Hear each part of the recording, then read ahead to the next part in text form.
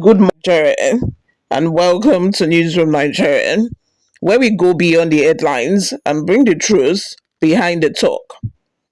This morning, we turn the spotlight on a man whose name once echoed in the corridors of power, Chief Timipre Sylva, former Minister of State for Petroleum Resources and one-time governor of Bayelsa State. Reports claim Silva has fled Nigeria, allegedly escaping through the creeks after being linked to a coup plot against President Bola Tinubu. You guys remember that about a few days ago, I did a story where it was revealed that an ex-Southern governor, sponsored the coup, and now we are getting to find out that it is in fact Timipre Sylva, and currently, according to reports, Timipre Sylva is on the run.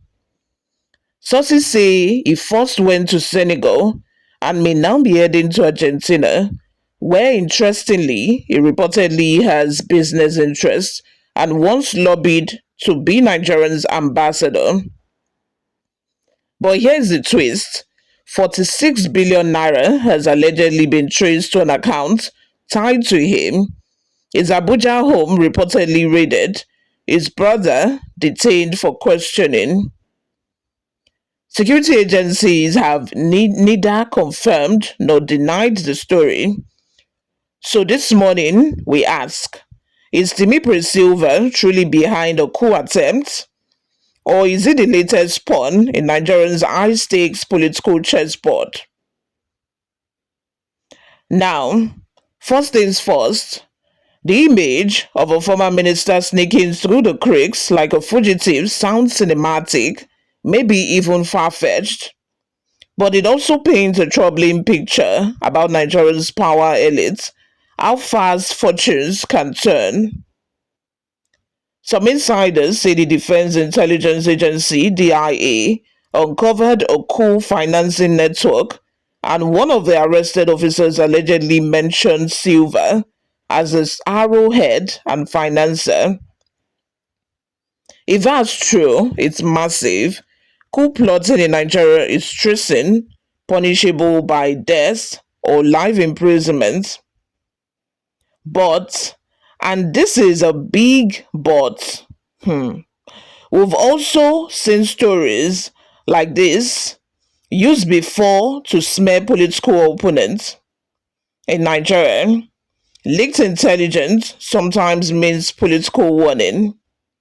So one side says Silva ran because he's guilty, the other side says he ran because he's been set up, and both sounds plausible. Let's ask the logical question here. What would Silva gain from a coup? On paper, plenty. Since leaving office, he's been politically sidelined.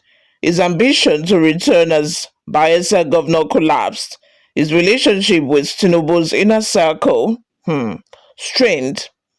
Even his lobbying for an ambassadorial posting to Argentina hit a wall. So, a regime change would reset the political order.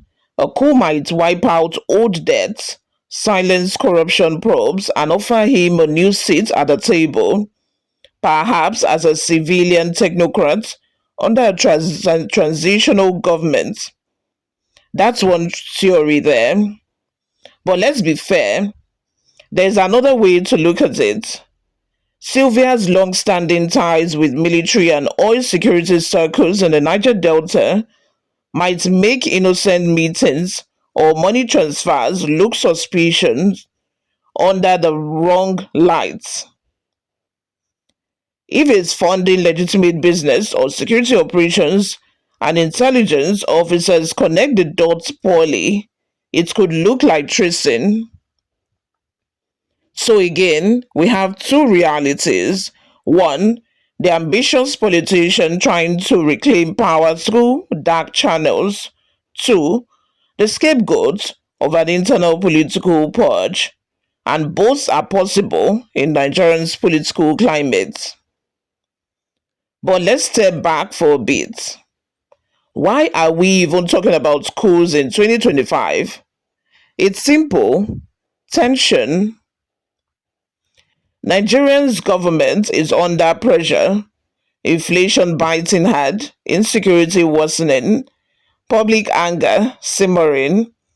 In such an environment, cool rumors find oxygen. Even a minor power struggle at the top can easily become a plot in the public imagination. Some analysts say this Silva story isn't just about him, it's a reflection of deeper elite anxiety. When the economy is weak, loyalty becomes fragile. Others believe it's desperate distraction, a convenient scandal to divert public focus from governance issues. So, when you hear coup, don't always picture soldiers in tanks. Sometimes it's simply a metaphor for elite discontent, the kind that happens behind champagne glasses, not barricades. Now, 46 billion naira, that's the number haunting this case, allegedly traced to Silva's account. If true, that's very damning. No politician casually moves that kind of money. It's called fund logistics, influence networks, even recruitment. But again, context matters. Nigerian's oil sector, which Silva once supervised, operates with massive fluid cash flows. Some of those funds are quasi-governmental or managed through proxies.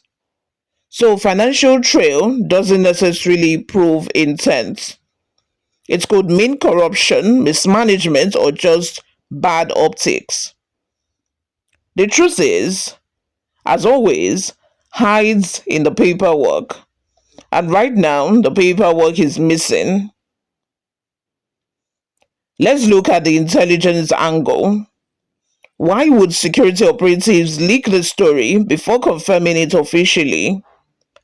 Some insiders say it's a tactical leak designed to spook others involved, but letting the news out, they force potential co-conspirators to make mistakes, flee, call contacts, transfer funds, and that's how investigators track networks.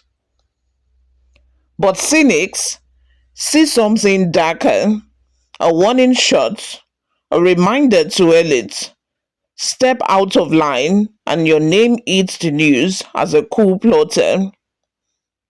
In both cases, Silva becomes the message, not necessarily the criminal.